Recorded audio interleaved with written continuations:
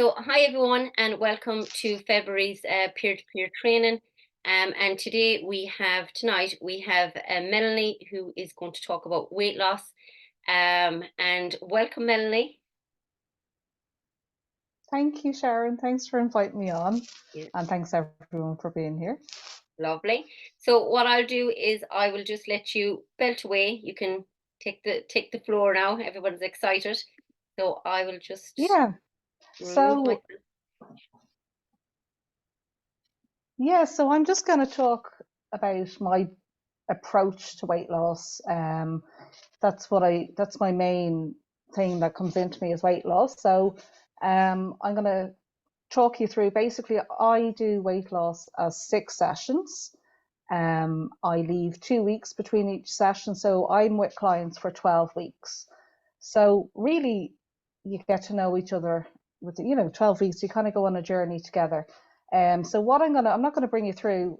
You all know the chills. You probably use them yourself. So I'm not going to bore you to death with what techniques I use and all that. I'm going to really focus in on my first session, because for me, weight loss, really, like most sessions, it begins from the minute you start talking to your client. But it's really my first session. As much as I put in a strong hypnosis session, for me, all I want my first session is for my client to choose themselves.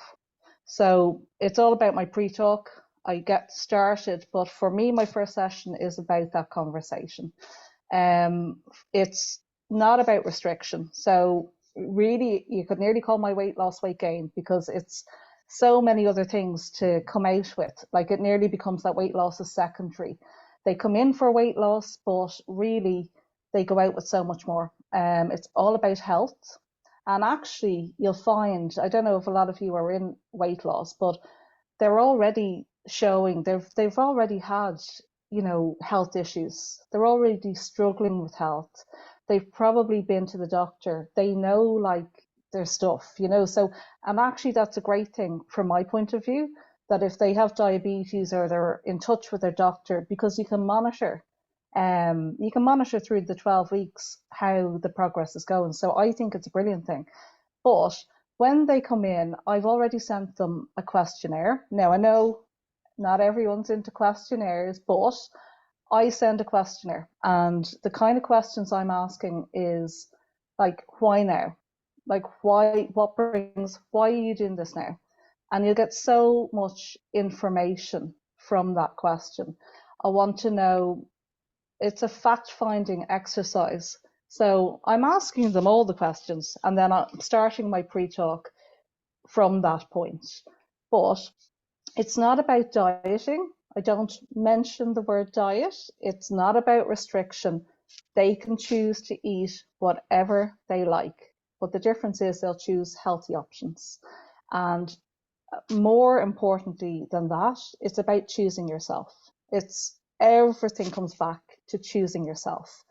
So if you strip away the layers, and weight loss is never just about weight loss, as you can imagine, but there's so many different layers to it, and it all comes back to choosing yourself.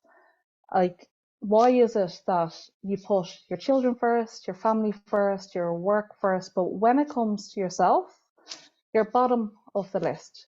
So I want people to look at weight loss. It's not, for some reason, people think it's selfish to take care of yourself. It's selfish to put yourself first.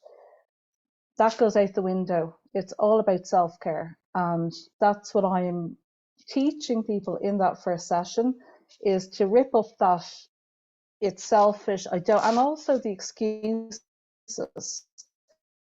We're great at making excuses for it. We've all done it. I don't have time. We have to make the time. And it's about prioritizing ourselves, prioritizing our health. And yes, they want to lose weight, and that's amazing. But it really comes back to yourself. And it is about choosing yourself. So I want to get specific. The kind of questions I'm asking, as I said, is why now? But I'm going through, as I said, like the basics. Really, well, I say the basics, but you'd be surprised with different people's approach. Sometimes there's a bit of education, but I want to know, are they sleeping? And a quarter of adults are not sleeping. And by sleep, we're supposed to get 7 to 9 hours a night. So I think the average is 5 to 6. And sleep that's included. I mean, that has to be included, I think. I just think it has to be included in any weight loss program. You can't be going in trying to lose weight if you're not sleeping. It doesn't make any sense just on a basic level. If you're waking up tired, you're not going to be motivated to go off and start choosing healthy choices. You're not going to want to go for the walk or go to the gym.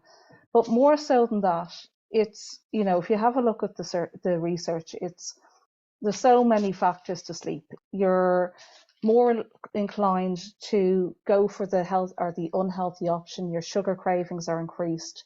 You're actually more likely to eat more if you're not sleeping. So you have to start with the basics, and sleep for me is that. So you have to tackle sleep.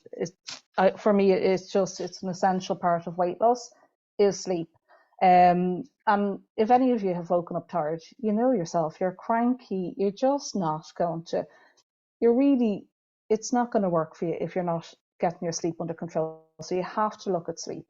The other options the other things you're going to have to go through, obviously, all the hidden fats. Are they drinking enough water? Tea, coffee, what's their sleep like? What are they eating? What times are you eating? So are you eating breakfast? And give me an outline of what's a typical day. So when someone comes in, just what's a typical day, just one day of what you eat, when, and what time is their last meal, what time are they going to bed? Because if you're eating late, obviously, and then you're going to bed a few hours later, your body doesn't have a chance to break down those fats. So all these things have to be included in your pre-top. For me, I think that's where I start. Are you drinking coffee, tea? And it's not about the caffeine or the tea. It's like, are you having sugar? So you're looking at sugar, as you know, excess sugar turns to fat. So all these hidden extras are what I'm looking for. I'll also ask the question of stuff like, when you lose this weight, what other areas of your life are going to benefit? So you'd be surprised the answers that people give you. You get so much information from that question. And you're getting their language. So the questionnaire thing, if people aren't really into using a questionnaire, if it's the only thing you can get, if you don't agree with it, you're getting that client's language, which, as we all know, we're going to use that person's. You're going to mirror that client. So you're going to use their words, and you're getting everything you need for future pacing. You're also getting, they're going to tell you what other areas it's affecting. So for me, it's very important to do that. Looking at their day, seeing, are they eating breakfast? What is their dinner? Like, I'll ask someone, and so, what are you eating? And I used to work it seems like another lifetime now, but in gyms, and you'd be surprised. You'd say, so what are you eating? And they'd say, oh, chicken and this, and you'd be like, oh, great, yeah.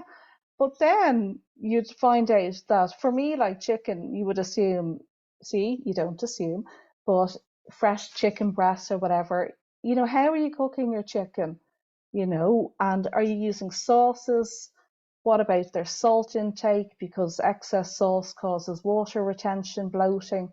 So these are all the things you're looking at. It's not just about food, it's not just about that. And also, most people that come to me, they know more about diets than I do. They know everything about diet. It's not about, it actually kind of annoys me when people go, oh, it's all about just calories in and exercise. We know that, but that's not the problem. So I'm looking for all the other stuff, and the questionnaire, if you use it, you will find that people volunteer that information. You will get the reason, and I know it's from a conscious level, but even if you take it at that level, they're giving you their beliefs. So you're starting from a very good point in the sense that you can start to deconstruct those beliefs, but you get so much information. I am all about, well, as Bob Burns comes to mind now as I say this, the sneaky way, I'm all about nudging. So I want to use everything I can to nudge someone in the right direction, even if it's giving me 1% in the right direction. I'm going to use it. Why wouldn't you use it? So stuff like, I want someone, obviously digestion begins in the mouth, so I want them chewing their food. We don't chew our food enough. So I don't know if I can't hear any of you. So obviously, how many chews do you think it takes? Like if you were having steak, it's 35 chews. I think it's actually 37. That's the guided chewing. Now, most of us aren't near that. So, and for something easy, like a piece of watermelon, it's 15 to 17.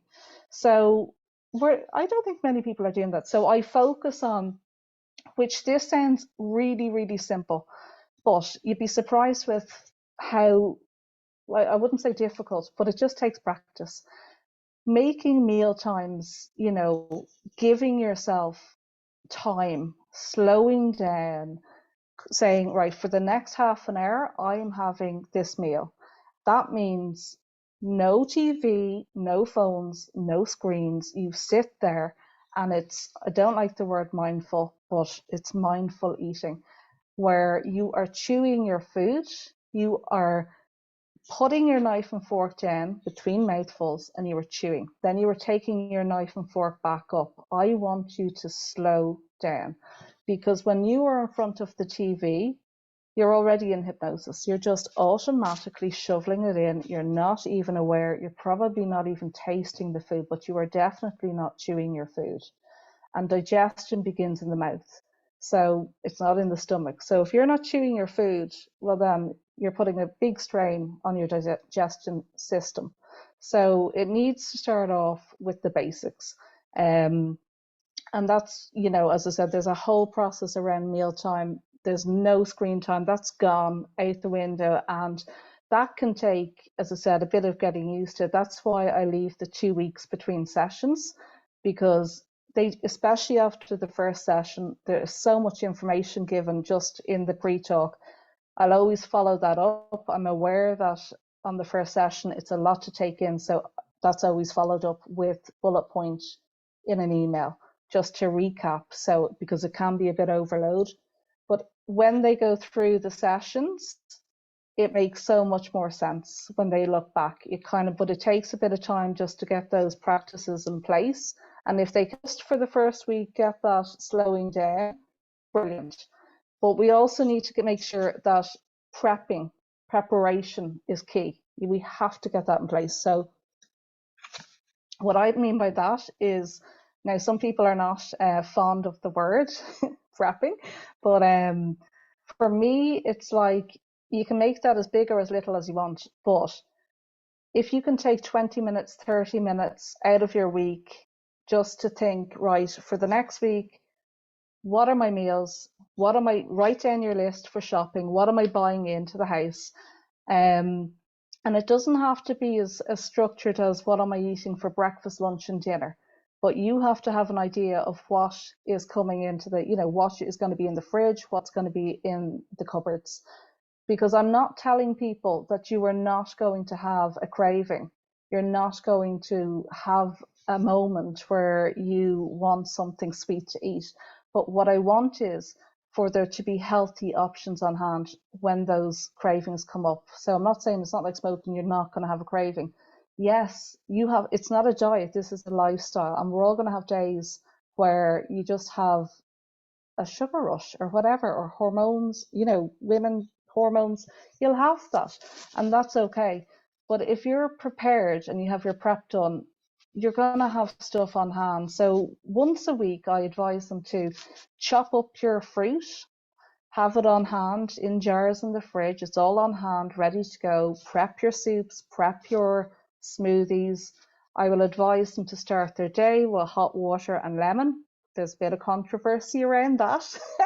But from my point of view, some people say there's no difference to lemon water, like it's got loads of benefits. But from a weight loss point of view, some people go, no, it doesn't make any difference.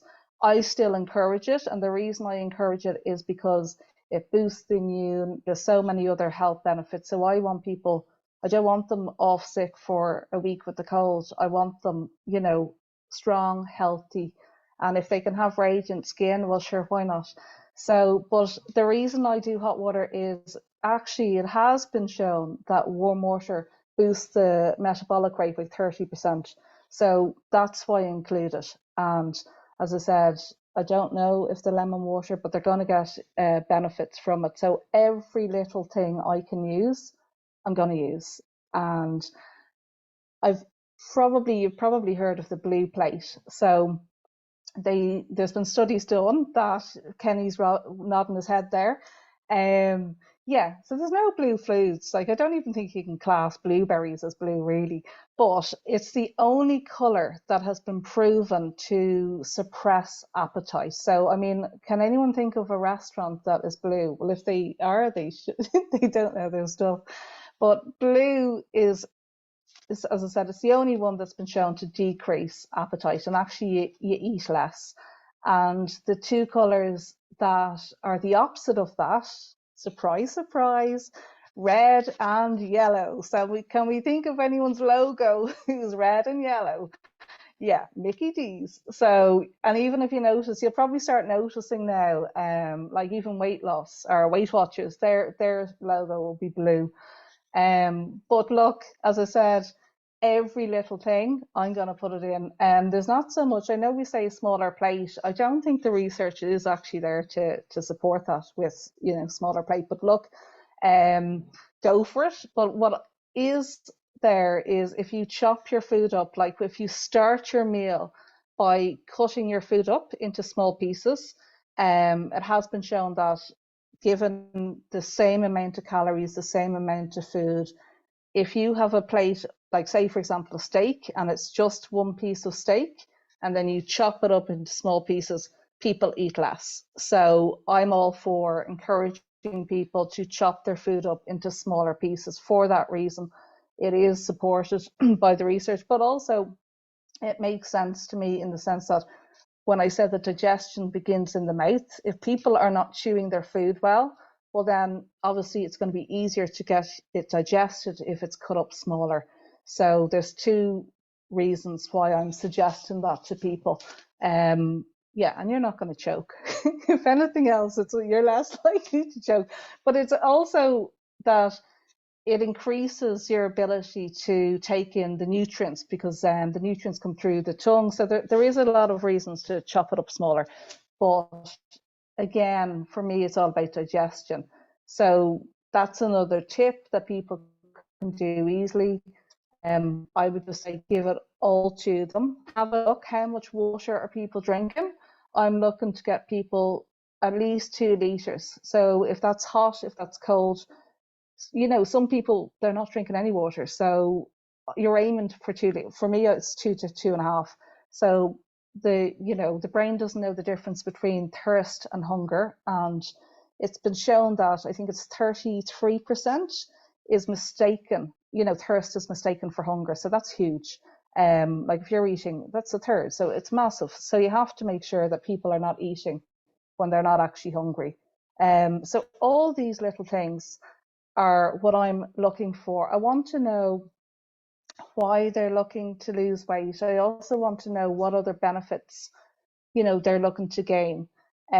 Be specific, how much weight are you looking to lose? And, if they're giving you like, I want to be a size 10 or 12, is it 10 or is it 12? And also manage expectations. So obviously, if I have someone in, I'm going to see them for 12 weeks. That's not the end of the journey. Obviously they're going to lose weight by the end of the 12 weeks. For me, I'm all about safety. I want it to be safe, and £2 a week to me is perfect. Obviously at the start they're going to lose more because water, that you do get people coming in Like, I mean, geez, I had one lady who lost 10 pounds in the first 2 weeks, which is great. But I was like, well, I don't want to be seeing that every time I see you. It's not safe. So you do need to be responsible and look out. You're always coming from that angle of safety. You don't want someone, and also you have to be very careful with the suggestions you're putting in. Like, someone might take it to the extreme. So you do need to monitor that. And if someone is losing too much weight, you need to rein it back in. So you have to be putting in safe and responsible ways of doing it and keeping an eye on that. So that's really, really important. Obviously, you would have checked their medical history to make sure that it is safe for them to go ahead with this. Are they on medication? It all feeds in. But yeah, you don't want too much too soon. This is long-term weight loss. It's not a diet, it's not a quick fix. And also to remind them that it's not a magic wand. They are going to have to put in the work, but we are just flicking that switch to make that change so that they start making the habits. So they are doing the work. It's not, as the weight. They're not going to wake up and the weight is just magically gone, but they're going to have to put in the work. But what I try to do is, it's all about fun. You know me, I just easy and fun. That's the way I like to do it. It doesn't have to be hard work. So I don't even mention the word exercise in it. Okay, I lie. I ask them, are they doing any exercise? But it doesn't come into it in the first week. In fact, you're probably talking like the second session and then getting into it on the third. I'm laying the seeds, but I actually say it in my first session. We're not even going to look at exercise. And I think that even relaxes people, because sometimes they're a bit like, oh God, and they mightn't have done anything. But I will ask, like, what are you doing? What are you doing? And then quite often the answer is nothing. And that's okay. So, but we are going to go there. And for me, I'm laughing to myself because I sent a video. I think it's after my second session I send it, and it's 10 minutes, and it is, I'm not a huge Bee Gees fan, but it's a Bee Gees video, and it's 10 minutes of aerobic exercise, but you cannot help but start tapping away or moving. You just can't. So you're going to move. But so make it fun. And I'm like, have you exercised in the past? Is there something that you used to do that you just haven't done in a while? Because obviously, if someone's used to do something years ago, maybe that we get them back there. But I feel when it comes to exercise, I don't even really call it exercise. It's movement. And the way I view it, I try to frame it. In fact, I do frame it. I bring it into one of the hypnosis session. I bring them back to being a child and playing. And remember when you were young and you'd be playing? God, how many? We'd be running around like lunatics. But it wasn't exercise. We were playing, but we were moving. We were obviously getting all our steps in, but it was play. So that's the way I like to approach exercise, as a form of play. And anything that I can do today that I wasn't doing yesterday, that's progress. So it doesn't have to be this big scary thing of an hour in the gym, like, no, like, that's not going to work for some people. Now, for some people it will, and that's brilliant. But if for some people, walking out the front door is going to be a struggle if they haven't exercised in years. So I bring it, excuse me, down to inside the house. Like, we live in Ireland, that way it's always lashing rain. So you are not going to get away with the excuse of, oh, it was lashing rain. No, not going to cut it. So I'm going to be like, right, you're boiling the potatoes. You have 10 minutes to start squatting. You can dance around the kitchen, put on your favorite tune and dance and boogie away. You're not getting away with the weather was not good outside. No, you have ABBA on. You're going to squat and dance. And that's the way I approach exercise. Yeah, if you want to go out and do an hour in the gym, perfect. But not everyone has an hour. And it's about carving out that time, and making exercise or play fit into your life, because this is something that you're going to have to like not have to, but this is just a lifestyle change and I want it to be easy. So I want people to stick with it. And of course, if it's easy and you're enjoying it, well then sure, like, of course you're going to do it. And that's the way I approach it. Obviously, the other things, park away, the ones we've all heard, park the car a little bit further, take the stairs, all the usual ones, of course, bring them in. But get the hula hoop out, get the skipping rope out, go on the kids' trampoline, start using your day. It does not have to be a hard slog. Every movement is exercise. And that's the way I approach it, depending on the person. If you've had someone who's been in the gym, obviously, brilliant, get them back in the gym. But no, it doesn't have to be the hard slog.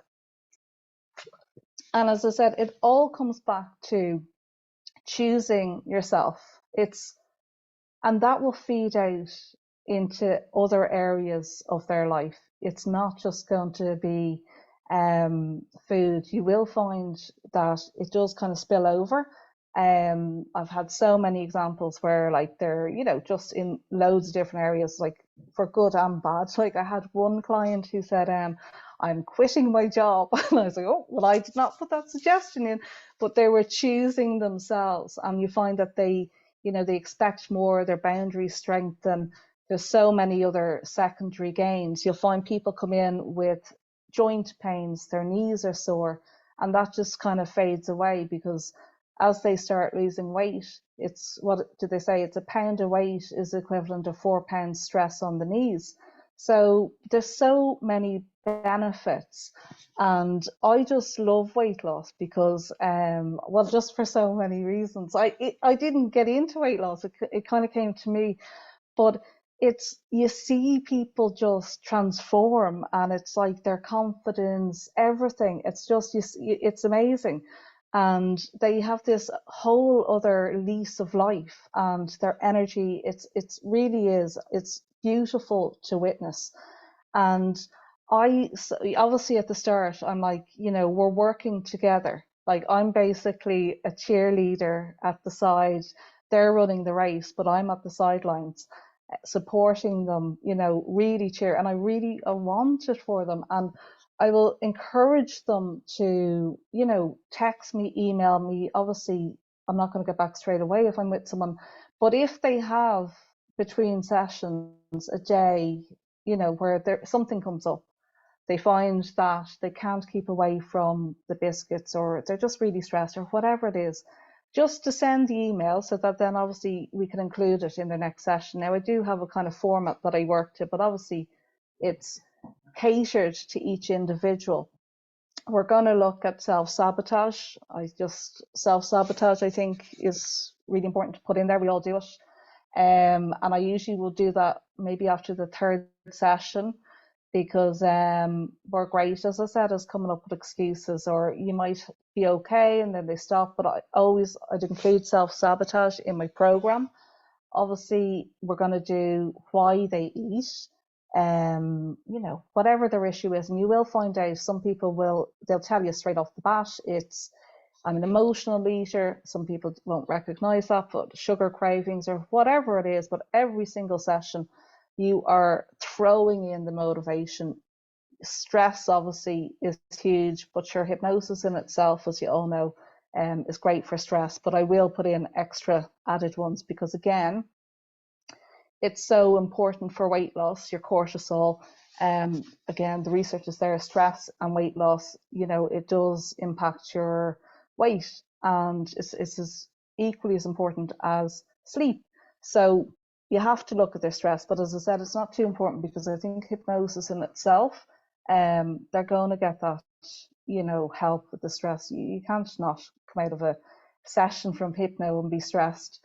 So these are the things that I would include. As I said, you're also looking for the hidden sugars, sauces, ketchup, all the hidden sugars. Alcohol is another one. You need to ask, what are you drinking? How much are you drinking? Your fizzy drinks. And if they are drinking loads of fizzy drinks, give them alternatives. Like give them, I would say, like some people are okay to come off them, but your fizzy water, just put in your fresh lemon, put in your herbs, put in a herbal tea bag if they struggle that they can't go cold turkey. But you're trying to give them all the tools in that first session. I want them coming out of there empowered. I want them coming out there going, I can do this. I'm choosing myself. And they're not doing it because they got the result in the doctors, diabetes. It's not because of that. It's because they want to do it for themselves. Not, it has to be for themselves. So that's my first session, is just getting them to choose themselves, giving them the information, and just setting themselves up. They're ready. Even though they come in and they tell you, yeah, no, I want this, you need to make sure they're ready, and have them going out there. Just, there's no doubt in their mind that this is happening. In fact, it's already begun because they're there. So it's so important just to get that, because otherwise, you have to, that's your starting point with them. So then we go on, as I said, and I will throw every tool. Like, I have 6 sessions, so I am throwing everything. You're getting everything, and you're catering it to the person. I do throw in a lot of my own stuff. I love a metaphor, so I always put that in. I have one where it's like a stone wall, and they have a can of spray paint, and they're spraying on every self-doubt, every negative thought, and then we're going to take a massive hammer and we're going to smash through that wall, which is always really nice. So yeah, so that's my first session. And as I said, I know I'm forgetting something. Definitely forgetting something that I need to include is prepping, the planning. Oh yeah, and before I start my hypnosis session, I will hand them a piece of paper, and I get them to write in detail. I, Melanie Hargrove, or whoever you have there, will be whatever their weight is by the date, and I get them to include how they will feel. And it's kind of like a contract with themselves. So, and you can see it actually, the energy in the room changes when they start writing. It's very, notice the power. It kind of makes it real, that it's like, it is like a contract with themselves. And obviously the reason I do that is because if we write, you probably all know it, if you write your goals down, you're 42% more likely to achieve them. Now that is huge. So I'm all about the nudging. So if I'm going to get a nudge, I'm going to do it. And I want that hung up somewhere where they're going to see it as often as they can, but hopefully just, even if it's only morning and night, but ideally the fridge or the bathroom mirror, somewhere like that. And I want them repeating. So basically they're self-hypnotizing. When I'm not there, they're hypnotizing. And I will get them to send me a photo when they get home to make sure that it is up. You see the trust there, but I want to know that it's there. And and it's down to, it's obviously makes sense that if you see something, it's going to be a reminder, but it's also how we process information. Our brain takes it in coding. So we take in so much information, the brain, the hippocampus has to make a decision what's important, what's not.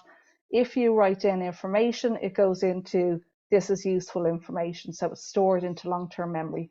So that's why I get them to do it. And as I said, it does change the atmosphere. It does make it more, I suppose, real for people. And then we go through our, as I said, it's 6 weeks. So I'm taking them back to obviously the reason why they, what's behind it. I'm going to use every trick in the book. I'm going to be keeping an eye. I'm checking in. I'm sending them the bloody, the Bee Gees workout videos. I'm sending them everything. And it's fun. That's the thing. It's to make it fun. It's not like it's going to be hard work. Yes, they're going to have to do things, but it doesn't mean to be a slog at all. Like, it's just about making little changes that you can live with. It's not about saying no to things. It's not about cutting out loads of things. If you want the biscuit, have the biscuit, just don't eat the packet. And you have to live with it. So that's, it has to be sustainable. And also, when I was training in a different lifetime, I used to be a fitness instructor, a personal trainer, and I always remember my lecturer at the time saying muscle has memory, and that gave me so much hope when I was like, had fallen very far from the tree. I was like, okay, muscle has memory, and it's true. Our muscles, it has been shown. Muscle has memory. So the cells in our muscles, it's more to do with resistance training.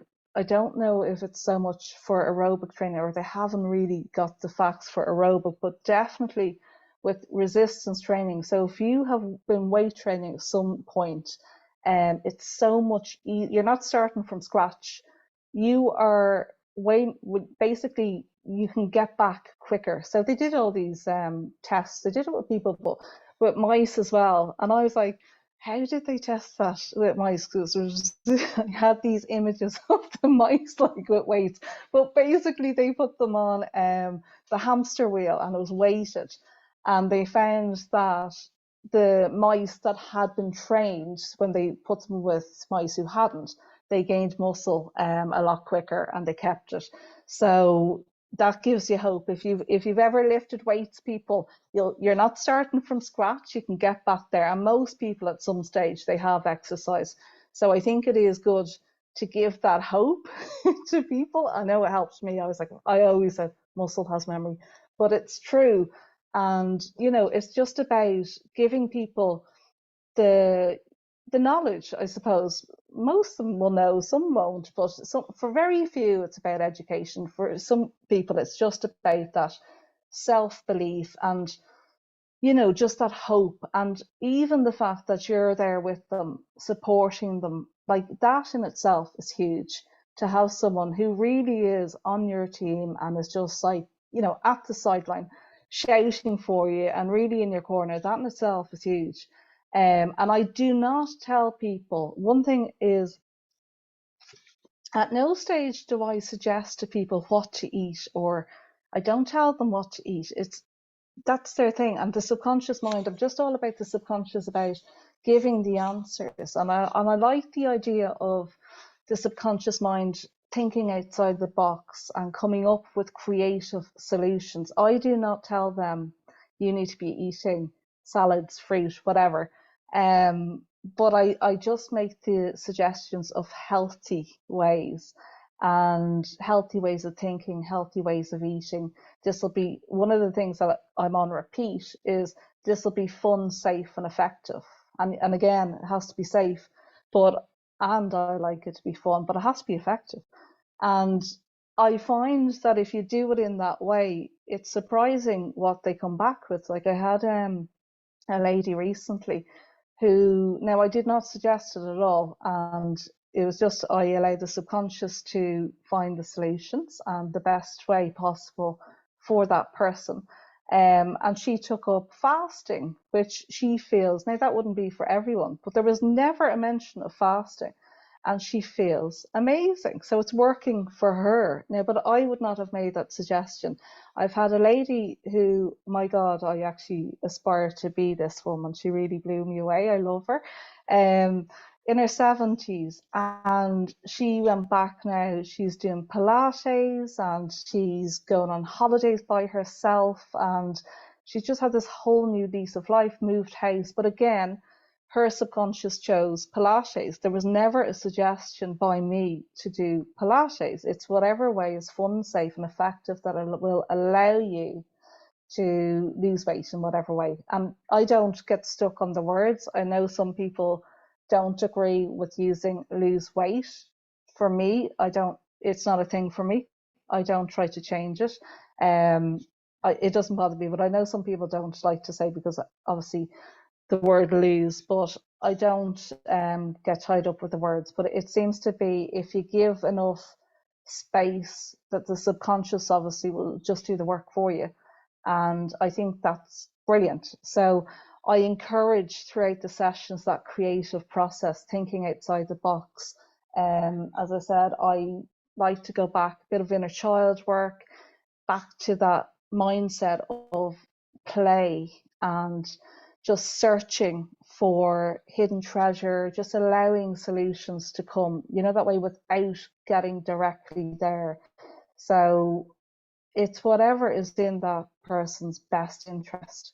And that is, as I said, in a nutshell, I think the first session is so important. As I said, of course, you're focusing on your hypnosis, but your pre-talk on a weight loss is just your first session, I think, just lays the ground for everything else. And just finding out as much information that you can. Obviously, you're listening to the person that's come in, you want the change, but they're giving you so much information, and you can use that, as I said, in their language. You're future pacing. They're telling you all the issues. They're telling you most of the time they've got diabetes, they've got this, they've gone there. So you just get so much information. So that's really, as I said, my first session. And if anyone has any questions, work away.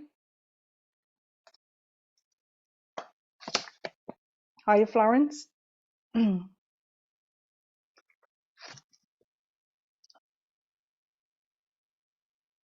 think Orla had a question there. Was it that do you do one-to-one sessions? Oh, sorry. Yeah, I do. So, yeah, I have a place in Sword. So obviously, I haven't been asked online. I've done one or two online, but really, yeah, it's in person. It would work just as well online. It's just that I haven't, as I said. Yeah. Do you do mainly groups? Or do you do I groups? don't do groups. No. Okay. No, I haven't done a group, and it is actually quite, just to say, subtle. It can, and just to say that, another thing I forgot to say actually is I would encourage people to monitor. So, like if they want to download an app or whatever, any of them that are free, just the ones that you put in what you're eating. It's just for an accountability. That they, yourself, you kind of tell yourself, oh no, I have that, but when you write it down, it makes it more real. So actually, yeah, I forgot to say that, just to actually, there's so many fitness apps that you can do that. You don't have to pay for them, but it's just, again, it makes it a bit more real when you can't fool yourself. There's no, and I say that to people as well, actually. You're not going to get in trouble. Do you know that way? Because I said, tell me if you've had a week where you ate whatever it is, you are not going to get in trouble. So please tell me so that I can help you and put that in your session. So there's a trust thing as well. So just, it has to be open, because, at the end of the day, you're only fooling yourself. So, and I'm not there to be given out to people or, tut-tutting at them. I'm there to help. So just be honest and open. But the group thing, no, I haven't, Jenny. I have thought about it, but I haven't done it. No, it's just been one-on-ones. Actually, can I just cut in there? Yeah. I have to say, Melanie, everything you said was just like amazing. I also run a used to be a 6-week weight loss, weight management program, and it's now 6 sessions, because 6 weeks is it's not realistic. I've done the online and I've done a group thing, and they're very different, and they both need to be tweaked very differently. But I have to say, oh my God, an awful lot of what you were saying really resonated with me, about that. You don't talk about weight, you don't talk about the diets, you don't talk about the calories. It's not about that. It's about changing the mindset. No, and that's what I have found. Like even just from what you were saying there, I've got so many little nuggets to improve on my own weight loss one. But all Jenny, about the nudging. I can say it definitely works as a group. I have gone into not Weight Watchers. What's the other crowd? The ones that do the sins. Yeah. I've gone in and spoken to them, and I've had people kind of drop out of that and kind of go, oh, I kind of think I need to do something different, because they realize that what they've been doing is diet based, and it doesn't work. It really doesn't work. It'll work. I mean, it will work, Orla, but it's not going to work long term. Not long That's the term. thing. You need Not to, like, I long mean, term. of course, if any of us wanted to get, huge weight loss, we could do it. But I just feel, from my point of view, that's not responsible. Mm. It's not responsible, and it's not going to be long term. Yeah. So I But wouldn't be also, comfortable doing it. I just thought when you spoke about the journals or writing it down, right? Mm. At the end of every single one of my sessions, I have an e-booklet, and there's like a accountability. Basically, you're writing Yeah. it down. And I say to people, I don't want to look at that. You will never have to show it to me. But the Mm. kinesthetic thing of writing it down, right? And I preach this. And then recently, I rang a personal trainer, and I went, right, I have to do something. I have to get rid of this menopausal weight, whatever, blah, blah, blah. And she basically told me and spoke to me about my own ethos, right? And she was like, oh, da, da, da. And one first thing she said was, are you actually overeating? And I went, no, I'm not. I'm eating healthily. And she said, write it down. And I was thinking, oh, for Mm. fuck's sake, that's what I tell my clients to do. And she said, even for 2 days. I wrote it down for 2 days. I was shocked at the extra calories I was taking in of healthy food, right? And if anything, Yeah. that's given me the bonus to say that to my clients, go, look, I just did this recently, and I was taking in an extra Yeah, 300 the calories. extra teaspoons, and yeah. Like, seriously, like, it is so important, that accountability, that writing it down, but it's accountability to self. I Yourself, don't, and exactly. I know from you're not looking to annihilate them through their food diary. It's nothing to do with that, I and no, it is, actually, food comes up very little. yeah, When I think yeah, about it, we don't really talk about food all that much. yeah, It's becomes, what I find is, we go on this journey and it becomes secondary. It nearly becomes secondary, and yes, they lose weight, but it becomes so much more than that. They come in for weight, but it becomes a journey within, actually, to themselves, and really about health as well. And also, I do put a bit of emphasis on, like, I mean, what kind of future do you want? Like, so you're maintaining health, and obviously we all think that, especially now, at this age I'm coming up, I'm going, well, how do I want to be when I'm 60 or 70, if I make it that far? Like, do I want to be able to get up the stairs, or, so that kind of thing as well. Can I ask It's you a really quick? the weight loss becomes secondary. Can I just ask there, when you say, that the food doesn't come up a lot, but let's Yeah, say somebody did come, even, that might be addicted to Coke or Diet Coke, you get these all yeah, the time, like, and maybe the sugar is a big, huge factor, you know, yeah. in that session, if you notice that it was like something that was kind of like, affecting them a lot, like, would you help in that situation then, Yeah. would you do the Yeah, hypno? well, actually, there is a whole session on, sugar Okay. cravings. Yeah. There is a session on emotional eating. Yeah. So these are all included. Yeah, so they're already in there, that way. So Yeah. yeah, we're going to go there. Because Yeah. Just obviously so where you it's have like, to. if it was the thing that they did have it and it was kind of their struggle, you would work on Oh yeah, that well, it's aspect. in it Yeah. anyway, but that's where, as I said, like, that pre-talking before your first session, you're kind of going to realize what is the Yeah. main, they're going to tell you what's the main issue, so you will know. And if it didn't come up, you'll soon know. It Yeah. always comes out, whatever it is. But it could be just that it's nighttime eating, Yeah. boredom eating. But yeah, so that's where that comes in, that you're going, okay, well, that seems to be right now, at this point in time, that's the issue. But we're not just going to be working on that.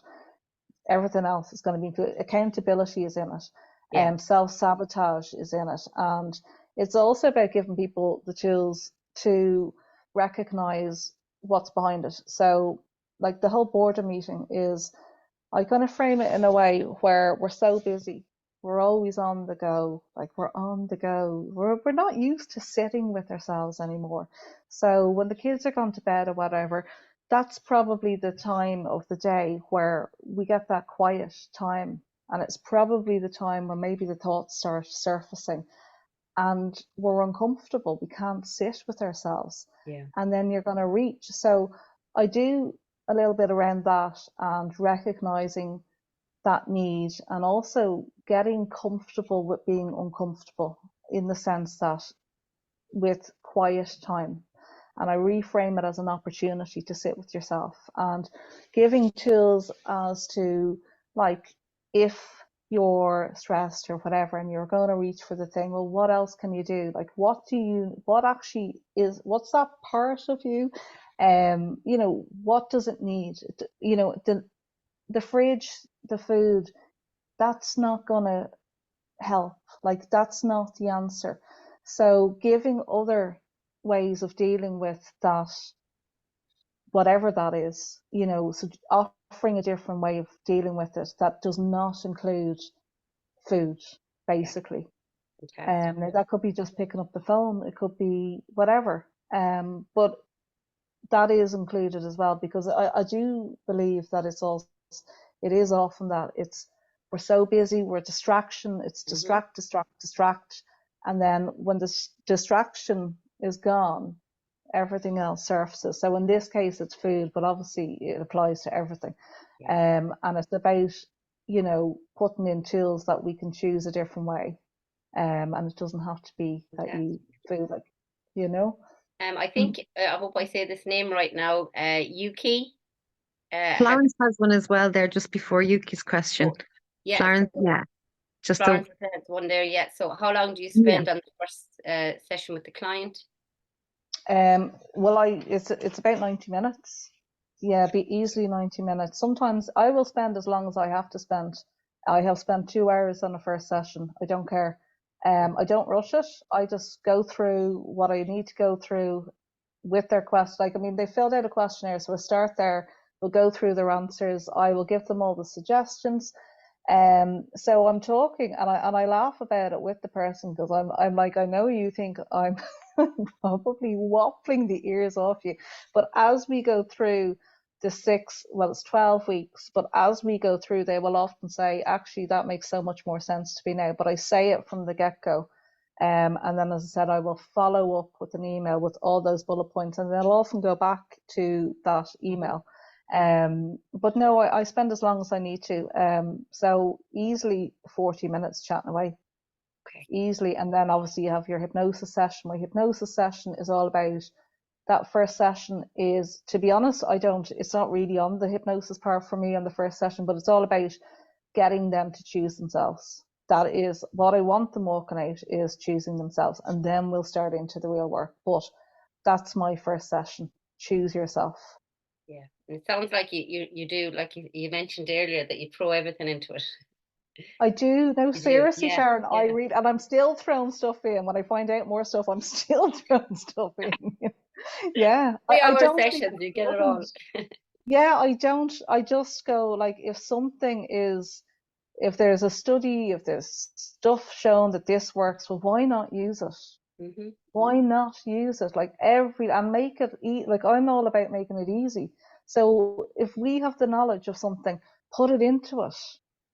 Throw it in, like. Use the belief as well, and the expectation, that the change is going to happen for them as well, like, which is fantastic. Yeah, and some people, start quicker than others. Like, I have had sessions where, like, you're 3 sessions in and they may not have seen the scales move, but they're getting other, they're sleeping, or the stress levels are down. And I'm like, okay, well, so you need to, it's basically, you're putting the foundation in and then you're building.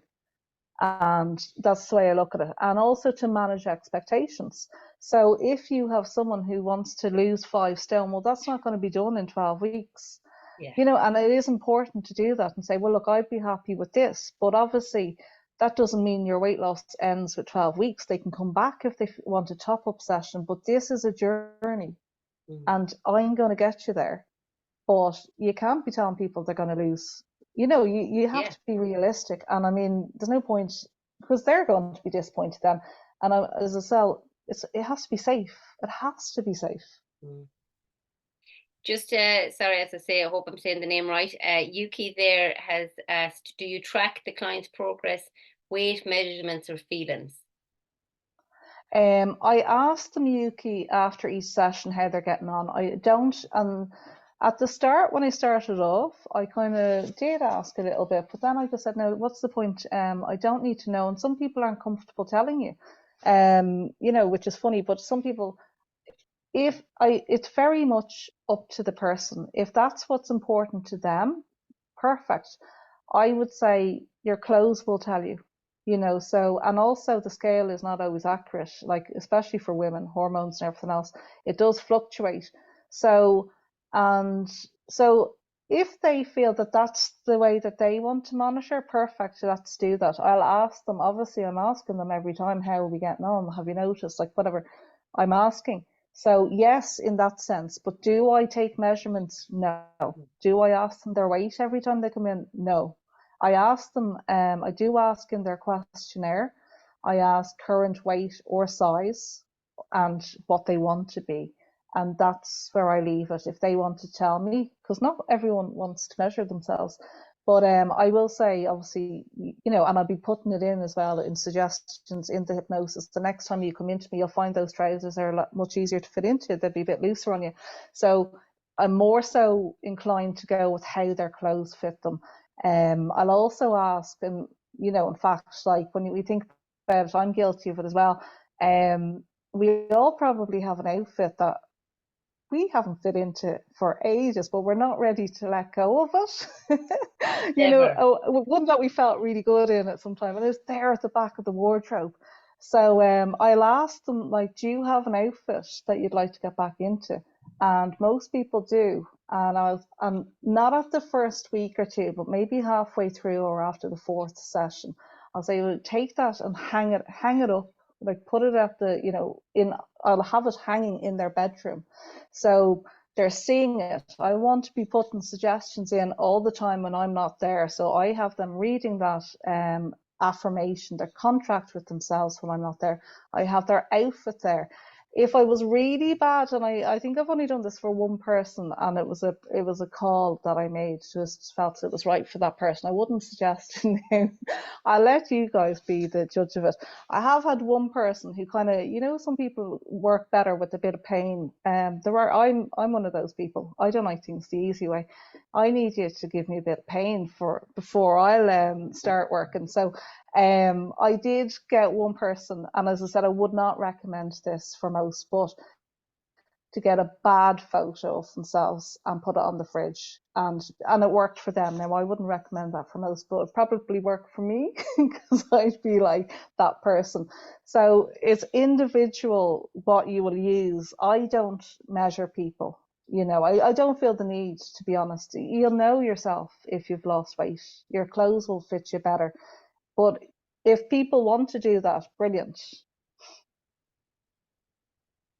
Yeah. Do you do recordings, Mel? You were talking about a recording. Do you do that in the first session? Is it to guide them through the next? I don't do recordings, Jenny. Oh, you do. Sorry. I know I was saying to you. Yeah, I did one for I think a couple of clients. Not really. I just did one. There was one or two that her sleep was fine, and then she found that she wasn't sleeping. So I just recorded a short kind of sleep one and gave it to her. So stuff like that. But generally I don't. If someone asks, like that, if something came up like their sleep or something, yeah, I would. But most of the time, no. Thanks. But I think the sleep thing is huge. Like Massive. You have to get the sleep under control. 100%, yeah. Agree. It's just part of it. I just think you can't do weight loss without sleep. Yeah, sleep hygiene is so important. So we are just in case anybody has any more questions, you can pop them in. But we're hitting now 20 to 10. So I don't know. Do you want to? That's the time. Yeah. Look at you flying it there, Shane and Mackers. You're nearly. I told you I can waffle. No wonder my session is 2 hours.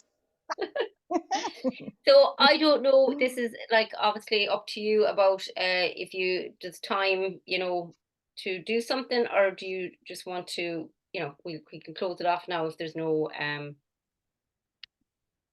other questions.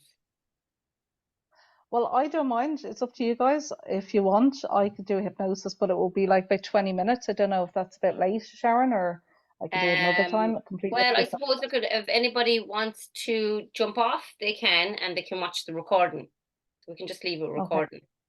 Yeah. Yeah. I think, yeah, because I think there's a few people who jumped on as well, for your expertise and a little bit of a session. Yeah. So basically, it's all sneakiness, but I'm like, throw it all in, and if that gives you an extra, 5 or 10%, why not use it? That way. Yeah. Kenny said he loves your approach, Mel. Kenny's just popped a Oh, message in there. thanks, Yeah, Kenny. Yeah, I can't see any your messages because approach. I'm afraid if I change the Yeah, screen, I'll get he said stuck not out. hard scripted, but personal and individual. Your intake of written and verbal questions are great. Oh, thanks, Kenny. Okay, so some are going to jump off, and then some, yeah. So there's been valuable, great tips and insights. Thanks very much. So No you're problem. fantastic. I know I've forgotten some, but sure, I knew I would. No, look, there's loads there. And again, look, people can contact you. So you're in the Irish Hypnotherapy group community, and you're also in I can pop up your whatever you want, whether it's an email or whatever, afterwards with the recording. So if somebody wants to reach out to you, if they've got a question, then they can just reach you on the Lovely. Brilliant. tag you on the we tag you on the group anyways. Okay. So the hypnosis that I'm going to do is not something that I know it sounds terrible because I'm in the group that we're in. Not everyone here is probably needs or looking to lose weight. So I've kind of adapted it to do, you can apply it to weight loss. So it's about becoming the best version of yourself. Love it. So if the best version of you is in terms of weight loss, brilliant. If it's not, you just apply it to whatever area that you feel is most suitable for yourselves. So whenever you're ready, I just want you all to take a deep breath. Just allow those eyes to close. And seeing as we were talking about food, I just want you all to take a moment to think of your favourite food. And just get a sense of the texture of that food. Get a sense of the smell. Just imagine tasting that food, savouring the flavour. And as you enjoy that taste, you may notice your mouth begin to water. And even the notion, even the idea of that delicious food may bring thoughts, memories, and pleasant sensations to mind. Perhaps the memories of times gone past, when you experienced that same feeling of satisfaction, that feeling of comfort, feeling nourished, just like a newborn baby safely cocooned in loving arms. And it's interesting how the body responds in such a positive way to the mere suggestion of being cared for on a very deep level, feeling seen, feeling heard, feeling accepted. It feels good to be in receipt of care from yourself or from others. And so you allow yourself to receive, open yourself up to receiving more and more in a way that's just right for you. As the mind recognizes what we sometimes overlook, the importance of nurturing our needs. Aware that when you fill your own cup, it overflows, abundance multiplies, and positivity flows freely. So you receive with gratitude that which is needed to help you grow, and you flourish like never before, like a beautiful sunflower, stretching towards the sun, rooted securely in the knowledge that you have all the resources you need to accept all that you want to do, all that you want to be. So give yourself permission now to become the best version of yourself. And that version already exists within you. All you have to do is invite that part of you out to play. Like when you were young and you used to call to your friend's house and invite them out to play. And I wonder if you can remember that friend. Remember their house, that door.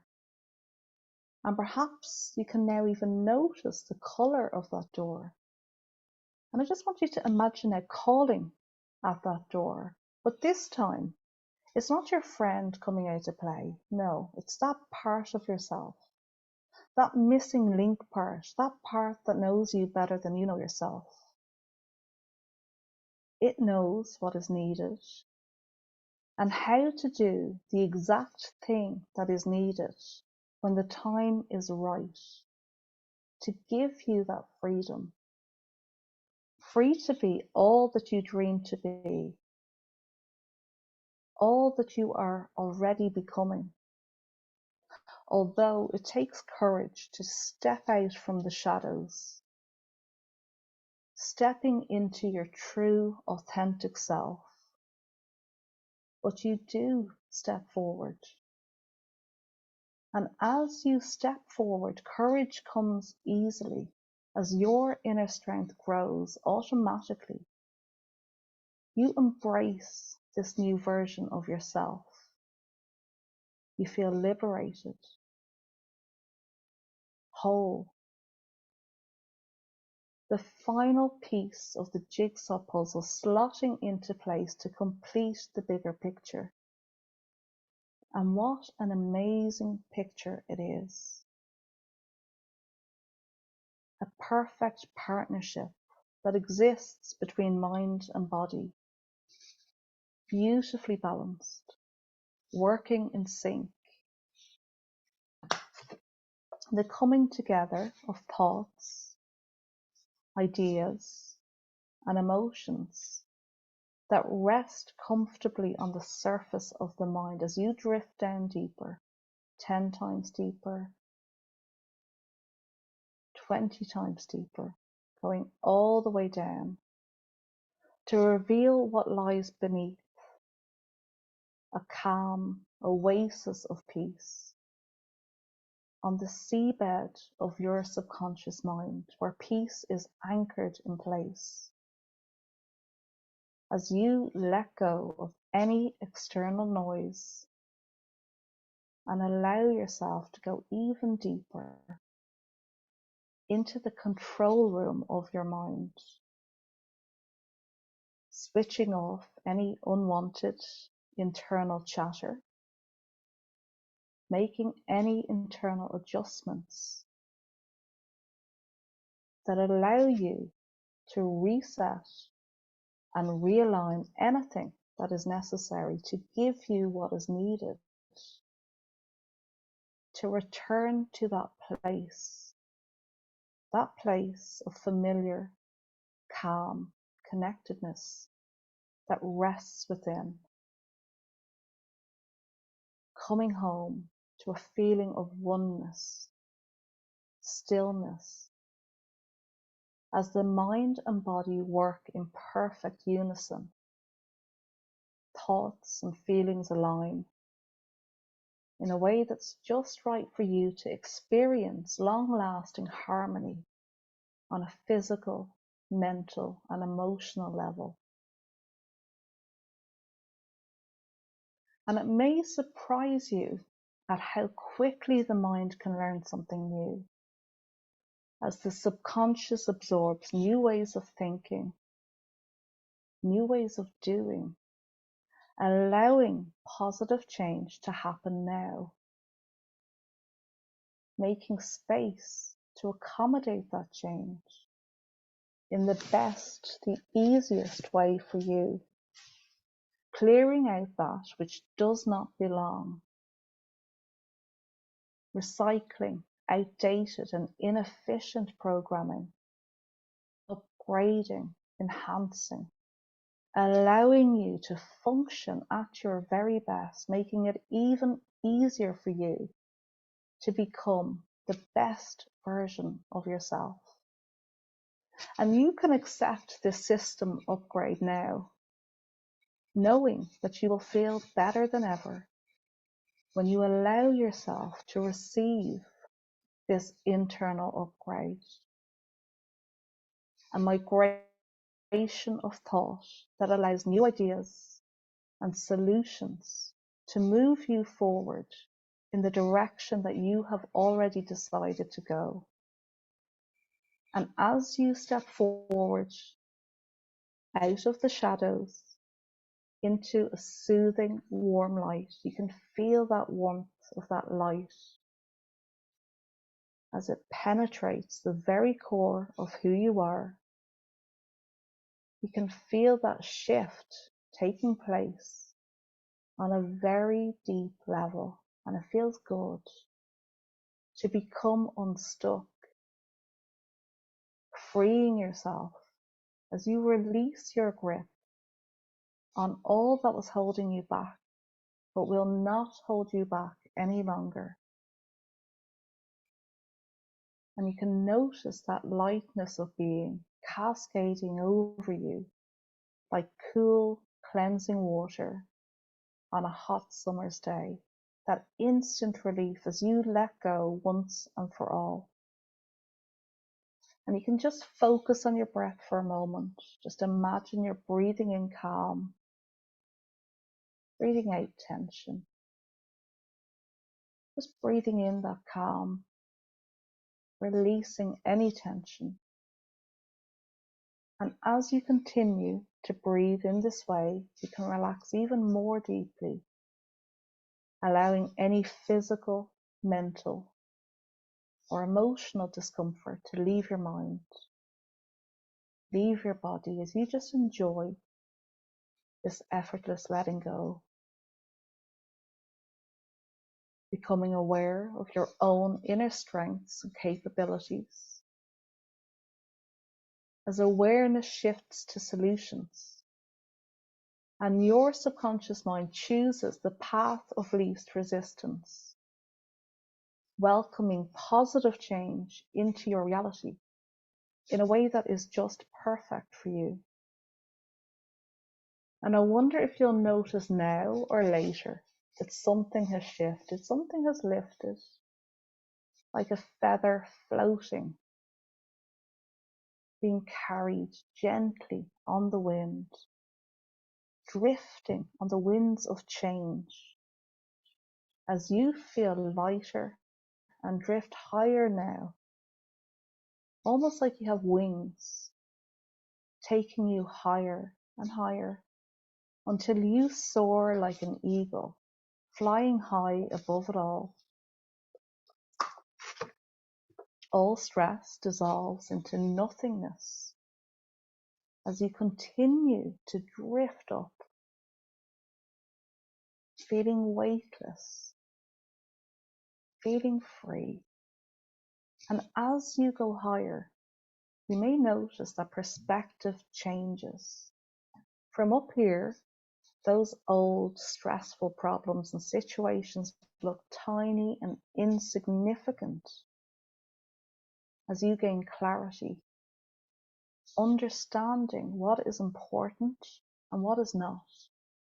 And you can let go and relax as those muscles soften, and your heart softens too and opens, loving the beauty to be found all around.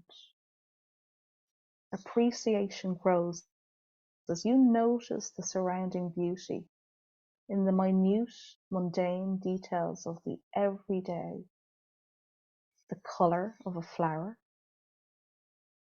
the song of the morning bird, the steady rhythm of rain beating against a window, reminding you of the heart that beats within, and you feel alive and free.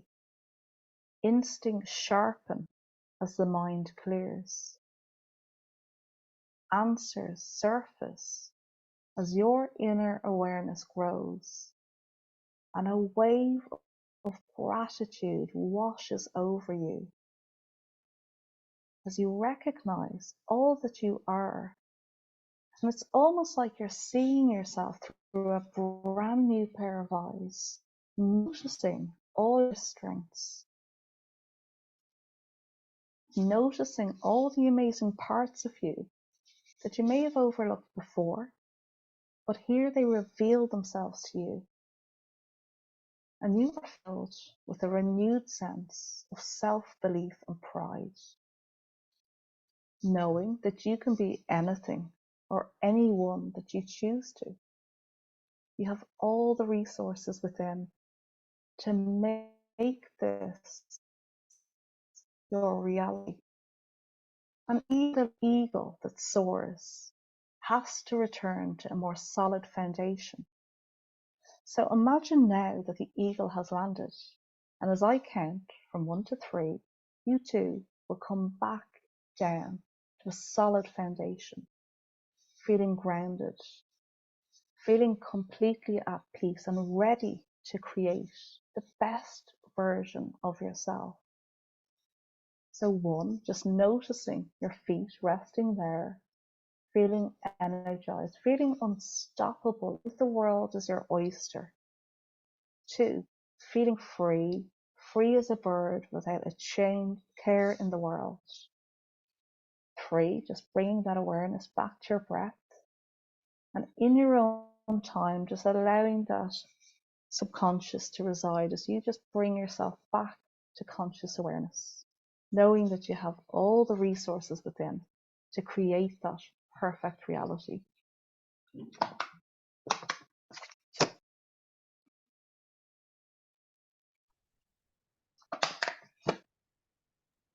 That was fantastic, Mel. Thank you so, so much.